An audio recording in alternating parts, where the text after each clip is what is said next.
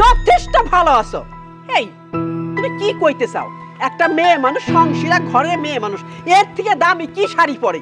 তুমি তো ভালো শাড়ি পরো। আর একটা কথা কইনি, আমার পুলায় যে কামাই করব, কেমনে কামাই করবো? তুমি 2 দিন পর পরে তো আমার পুলারে ঢাকা থেকে ডেকে নিয়ে আসো। তোরে কি সময় দিবে না কামাই করার জন্য? ও ঢাকাতে কামাই করলেই না ভালো টাকা পয়সা পাঠাইবো, ভালো জিনিস কিনতে পারবা। আমার নাই সংসার করার কোনো ইচ্ছা নাই। আমি চাই আপনার পোলার জন্য আমার তাড়াতাড়ি ডিভোর্স দিয়া দেয়। আপনি তো আপনার পোলার বুঝাই কইেন। ও একদম ফালতু কথা কইবে না, তালাক চাই বললেই হয়ে গেল। এইসব কি আজে বাজে কথা কও, অলক্ষিনা কথা কও। হ্যাঁ ঠিক আছে, এখন একটু চুপ থাকো।